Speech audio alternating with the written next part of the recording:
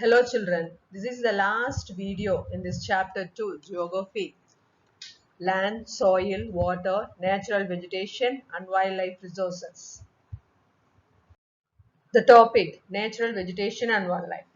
Natural vegetation and wildlife exist only in the narrow zone of contact between the lithosphere, hydrosphere and atmosphere that we call as biosphere. In the biosphere, living beings are interrelated and interdependent on each other for survival. This life supporting system is known as the ecosystem. Vegetation and wildlife are valuable resources. Plants provide us with timber, give shelter to animals, produce oxygen we breathe, protect soils so essential for growing crops, acts as a shelter belts, help in storage of underground water, give us fruits, nuts, oil, gum, medicinal plants, and also the paper that is so essential.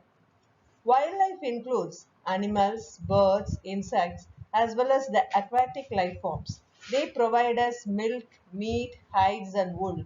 Insects like bees provide us honey, help in pollination of flowers, and have an important role to play as decomposers in the ecosystem. The birds feed on insects and act as a decomposers as well. Vulture in the Indian subcontinent were dying of kidney failure shortly after scavenging livestock treated with diclofenac, a painkiller that is similar to aspirin. Vulture, due to its ability to feed on dead livestock, is a scavenger and considered as a vital cleanser of the environment. So, animals, big or small, all are integral to maintaining the balance in the ecosystem. The next topic is distribution of natural vegetation. The growth of vegetation depends primarily on temperature and moisture. The major vegetation types of the world are grouped as forest, grasslands, scrubs, and tundra.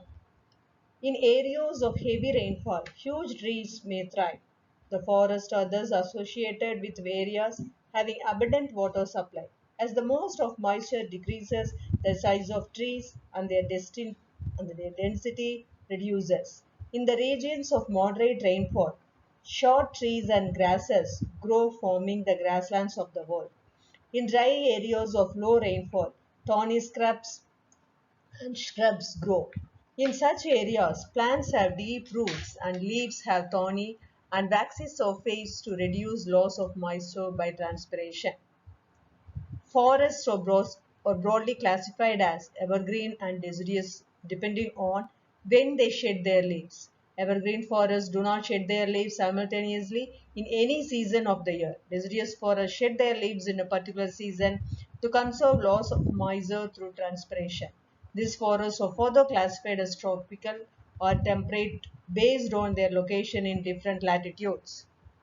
Next is extinction of natural resources, deforestation, soil erosion, constructional activities, forest fires, tsunami, and landslides are some of the human made and natural factors which together accelerate the process of extinction of these great natural resources. One of the major concerns is the increasing incidence of poaching that results in the sharp decline in the number of particular species. The animals are poached for collection and illegal trade of hides, skins, nails, teeth, horns, as well as feathers. The last topic is conservation of natural vegetation and wildlife. National parks, wildlife sanctuaries, biosphere reserves are made to protect our natural vegetation and wildlife. Conservation of creeks, lakes, and wetlands is necessary to save the precious resources from depletion. Awareness programs like social forestry and Van Mahotsav should be encouraged at the regional and community level. Many countries have passed laws declaring that the trades as well as killing of birds and animals are illegal. In India, killing of lions, tigers, deers, great Indian bustards, and peacocks have been banned. An international convention, CITES, has been established that lists several species of animals and birds in which trade is prohibited.